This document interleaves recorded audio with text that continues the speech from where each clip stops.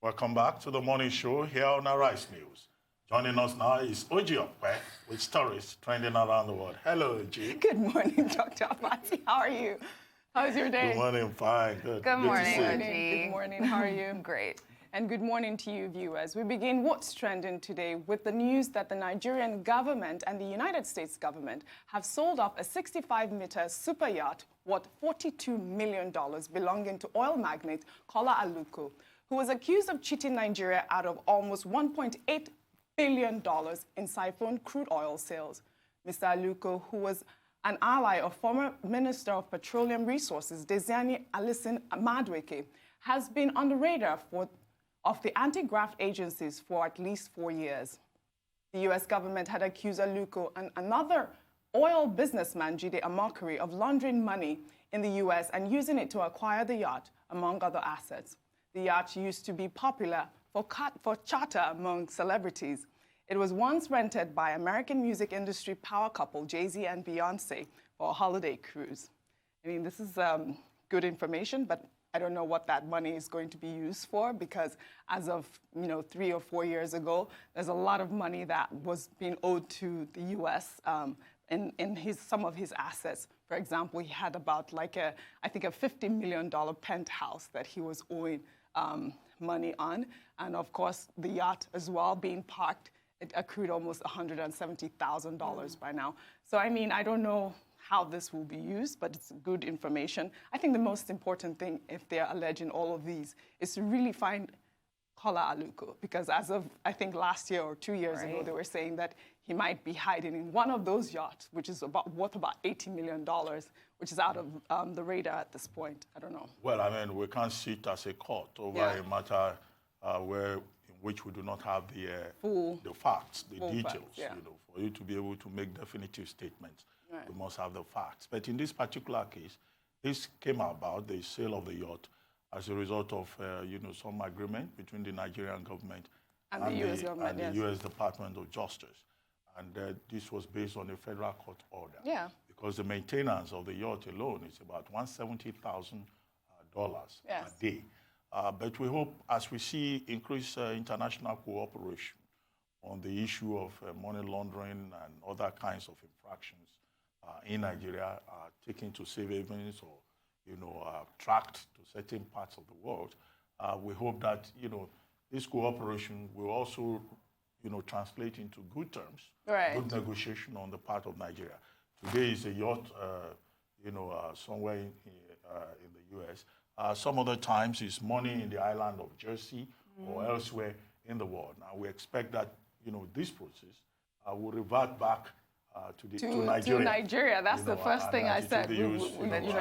For good causes, because there's always the issue about the quality of negotiation and how the proceeds, or money tracked all over the world. Right. How, they get back to Nigeria and what the Nigerian government does with those proceeds. Right. He's been investigated for a while now, this Kola Aluko guy. I read a New York Post article, I think 2 years ago.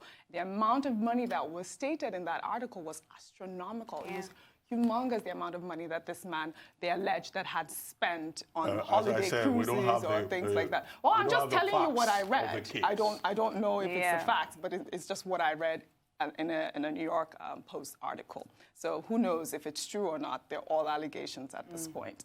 All right, more on yacht stories. Climate activist Greta Thunberg will cross the Atlantic on a zero-emission yacht on her way to speak at the UN Climate Action Summit on September 23rd.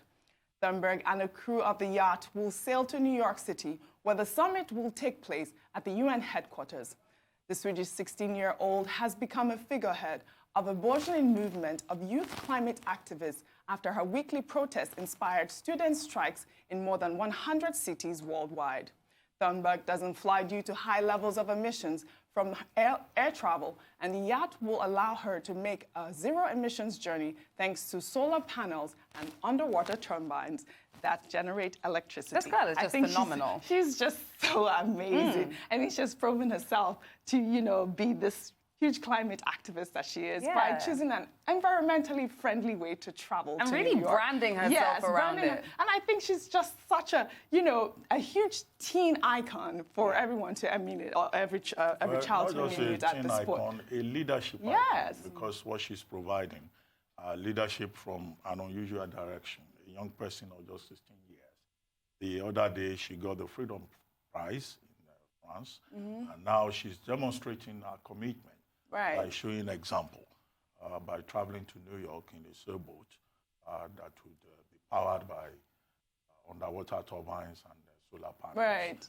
And I think, increasingly she's emerging as a symbol for young people all over the world. And our voice rings very loud and clear on the dangers, on the risks that we face if, the political leadership all over the world does nothing about the risk of climate change. Right. Last month alone, it was estimated about 1 million, species will be facing extinction by 2050. And she's, this campaign, when she leaves New York, she's going to go also to Mexico, go to Canada, participate in the UN Climate Change Conference in Santiago, Chile, later in the year, and then visit other parts of South America. I hope that someday she will include in her itinerary a trip to Africa, key African countries, where there is also very serious climate change threat.